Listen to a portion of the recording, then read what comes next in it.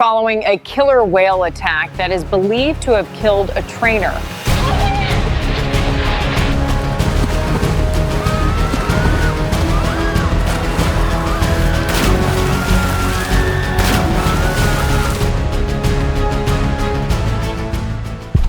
What if the animal you've fed, trained, and trusted for years suddenly turned on you in front of thousands of witnesses?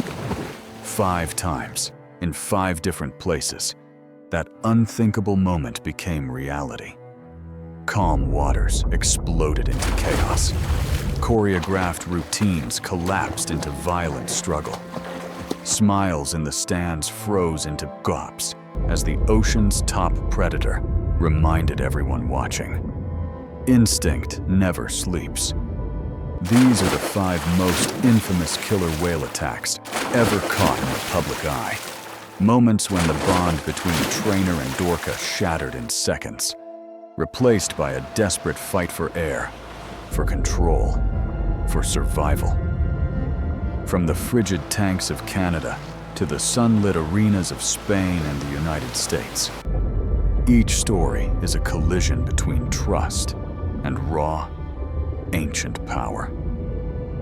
You're about to relive the seconds when everything went wrong, and the terrifying truth that no amount of training can tame what was born to hunt. Which of these will haunt you the most? Tell me in the comments, and stay with me until the end, because the final story is the one no one can forget. 5. Claudia, Vollhardt, and Tekoa. In the quiet, the pool looked peaceful. Calm ripples dancing under the morning light, the surface reflecting the pale sky like glass.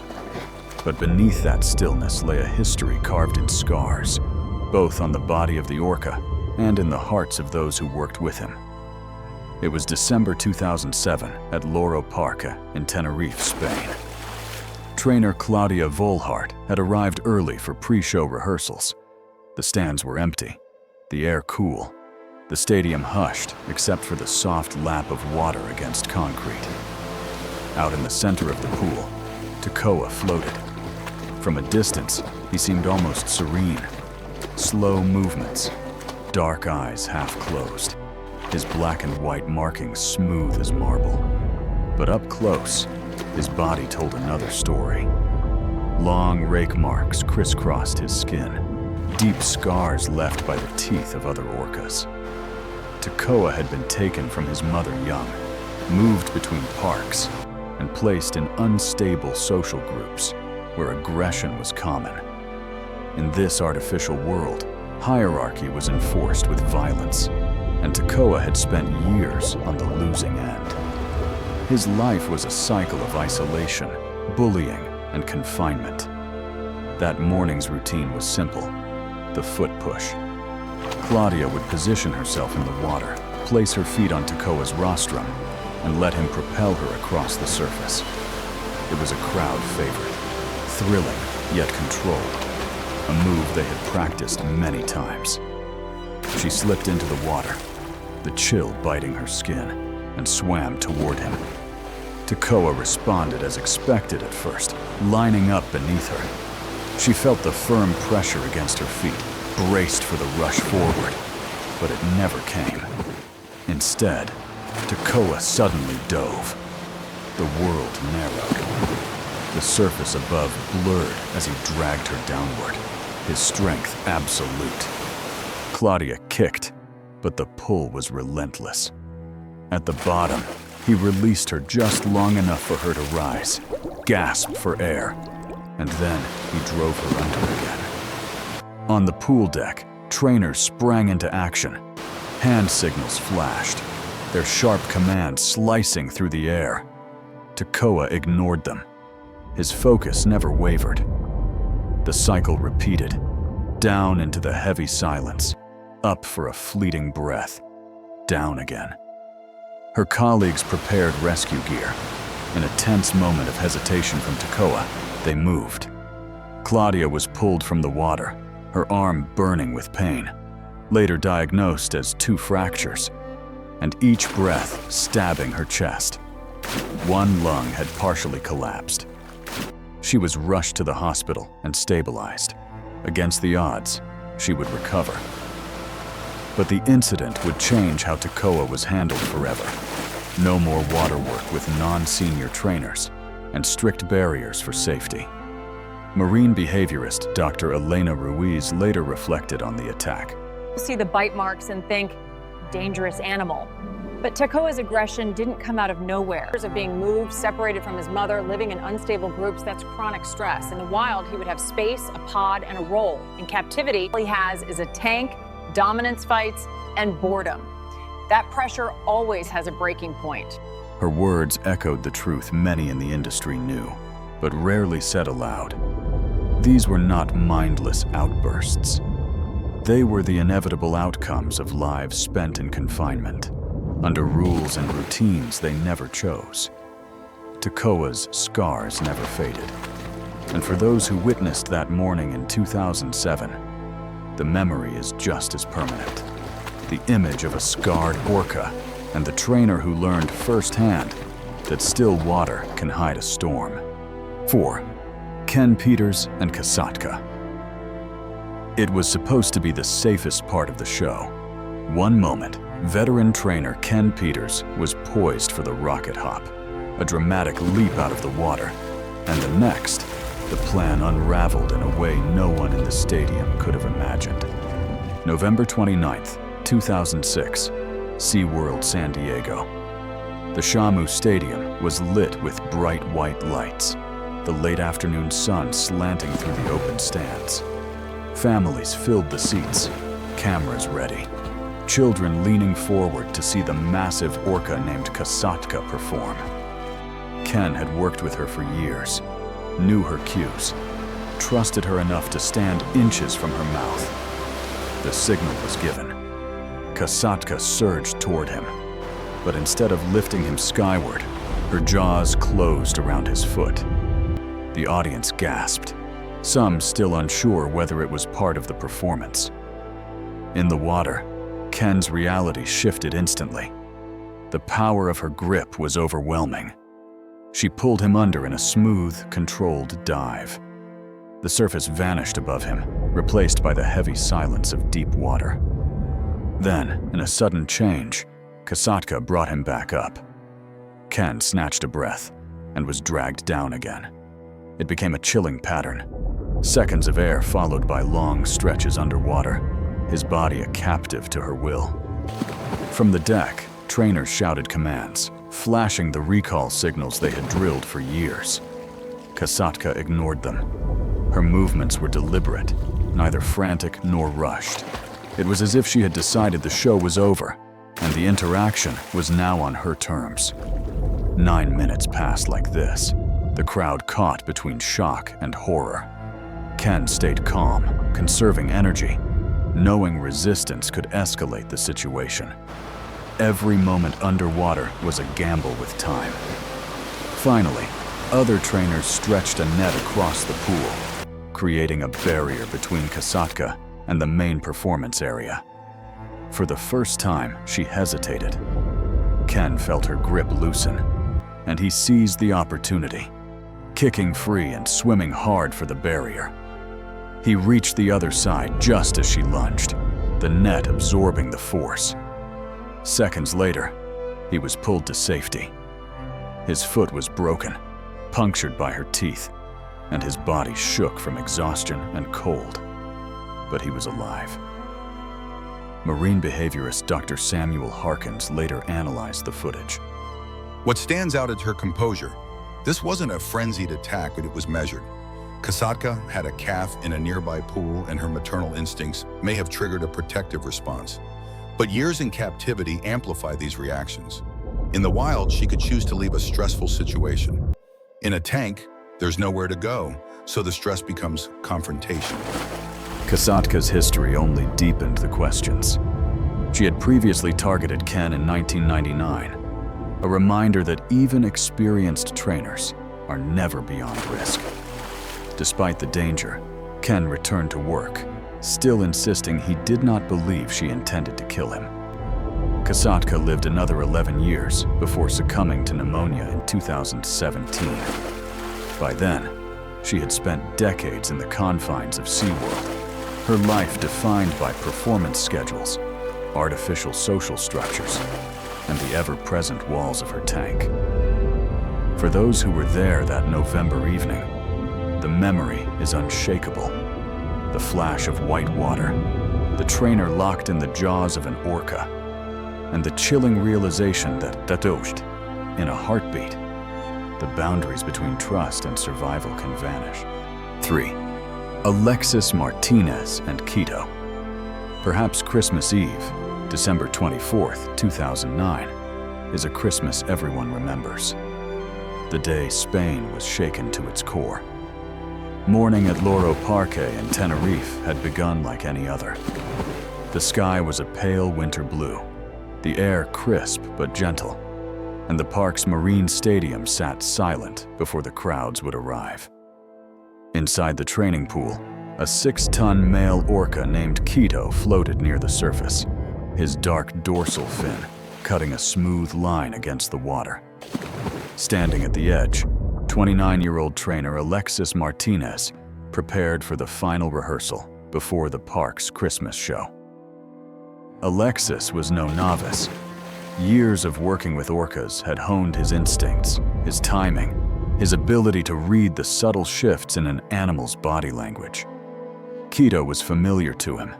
They had trained together countless times. The relationship was built on routine, repetition, and mutual familiarity. But that morning, something about Keto felt different.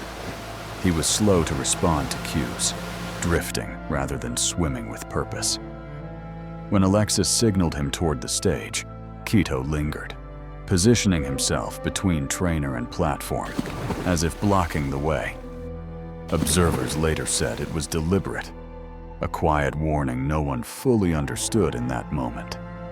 The rehearsal moved forward.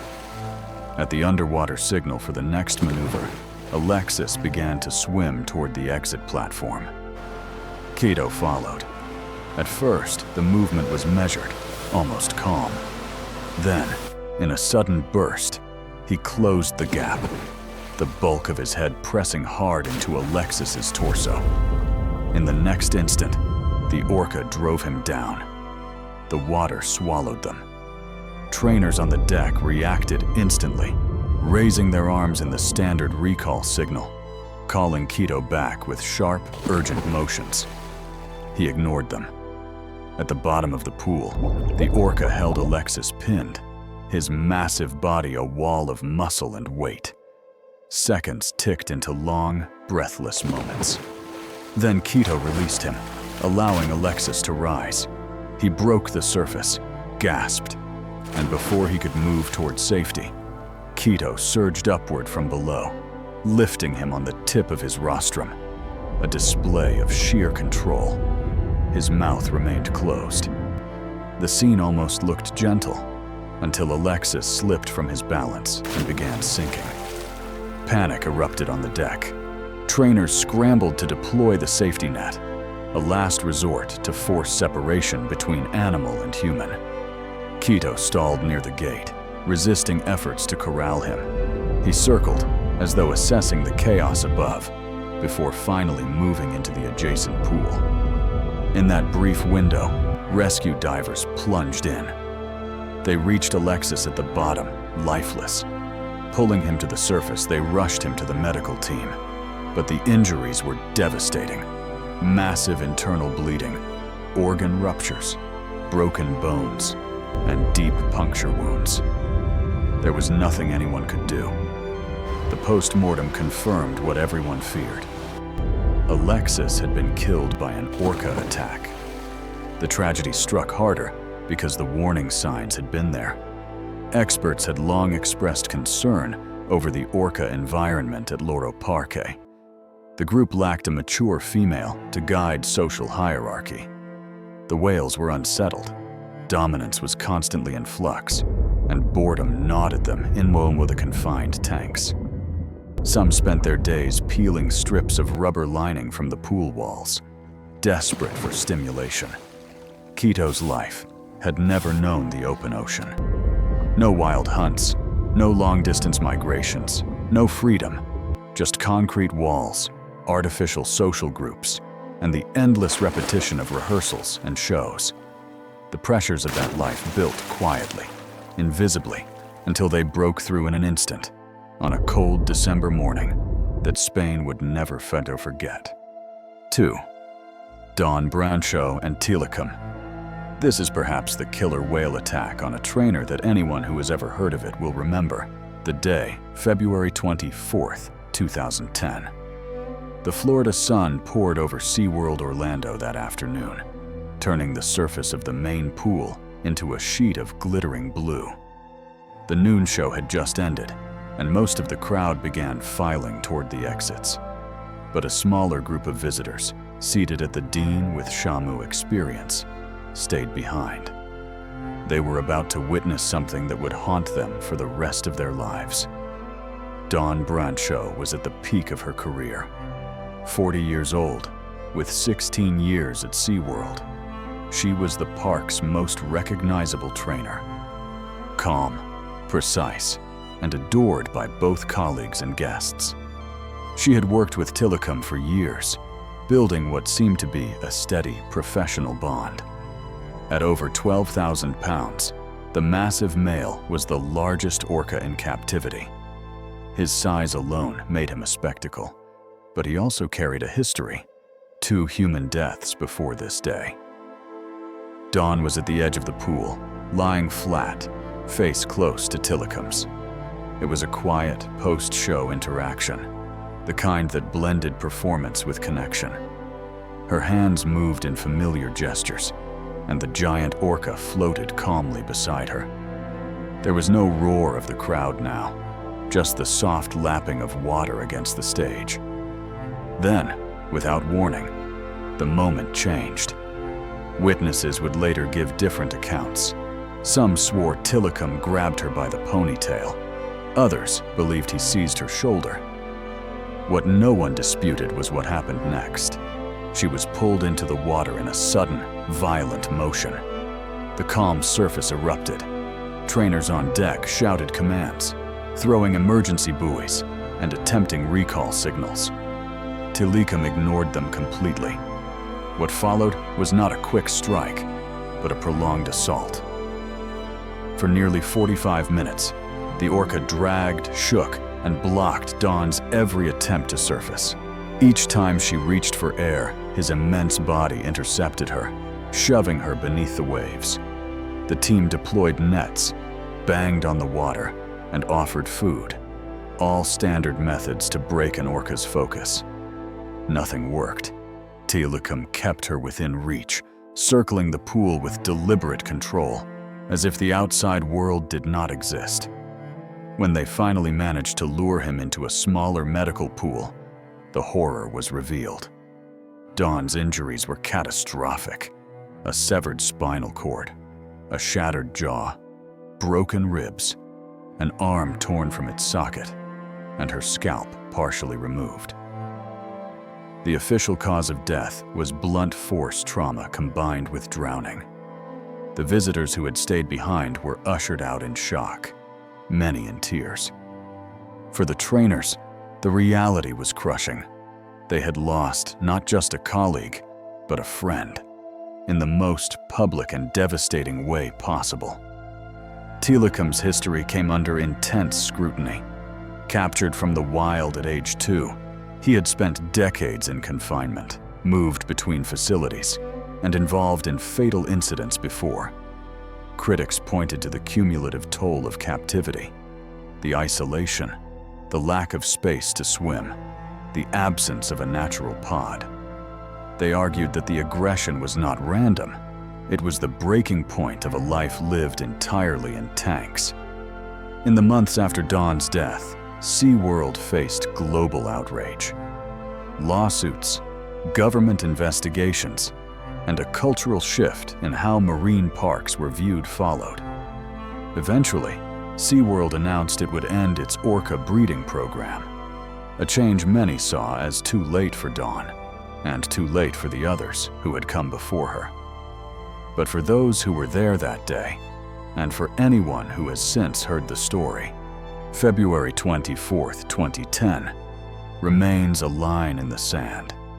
The moment the smiling image of marine entertainment was shattered, revealing the raw and dangerous truth beneath. 1. Keltie, Byrne, and Tilikum. Some moments carve themselves into history, not because they were expected, but because they shattered every illusion in an instant. February 20th, 1991, was one of those moments. It was a cold, gray afternoon at Sealand of the Pacific in Victoria, British Columbia. The small marine park sat quiet, its pools bordered by steel mesh and narrow walkways. Inside one of them were 3 killer whales, Haida, Nootka 4, and a young male named Tilikum.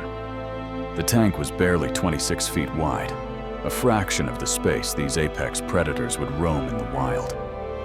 21-year-old Keltie Byrne was a gifted swimmer, a champion in her college days, and a part-time trainer at Sealand. That day, she was working around the edge of the pool, performing routine tasks. She had no reason to believe the orcas would see her as anything other than the familiar human they'd grown accustomed to. But as she stepped across a narrow platform, her foot slipped. In an instant, she plunged into the icy water. What happened next unfolded in seconds, but felt like hours. The 3 orcas moved toward her immediately, their massive bodies cutting through the pool with speed and precision.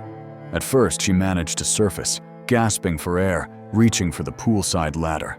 But before she could climb out, one of them, Tilikum, grabbed her.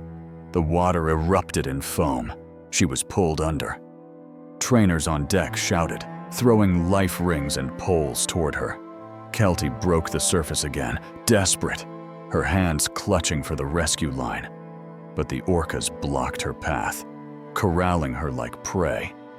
Each time she neared the edge, they intercepted her, nudging, pushing, and dragging her back into the center of the pool. Spectators, including her fellow trainers, could do nothing but watch. The orcas seemed almost coordinated, working together to keep her away from safety. Tilikum, larger and slower than the females, often stayed just below her, surfacing only to grab hold and pull her under again. Minutes passed, and the struggle grew weaker. The cold water and the relentless force of the whales sapped her strength. She surfaced one final time, her face pale, her breath ragged. Then she was gone, pulled beneath the surface for the last time. It took hours before her body was recovered. The pool, once a place of rehearsals and tricks, had become a silent, chilling reminder of the danger that lived beneath the surface. In the aftermath, Sealand faced a storm of questions. How could an experienced swimmer and trainer be lost in such a controlled environment? Why had the whales behaved that way? Theories ranged from playfulness gone too far, to overstimulation, to something more instinctual. The raw power of predators responding to a sudden opportunity. For Tilikum, this was the first of 3 human deaths he would be connected to. He was moved to SeaWorld Orlando not long after the incident, his size and genetic value making him a prized possession. But the shadow of that winter afternoon in British Columbia never faded. Keltie Byrne's death became a warning, one that should have changed the way the world viewed killer whales in captivity. Yet, in the years that followed, history would repeat itself, again and again. And for those who still remember, February 20th, 1991, stands as the day the glassy image of harmless marine entertainment cracked wide open, revealing the cold, unblinking eyes of the ocean's greatest predator. You've just heard all 10 stories, each one a moment when beauty and trust shattered into chaos in a heartbeat. Which of these tragedies struck you the most? Share your thoughts in the comments, because your voice matters in keeping these stories alive.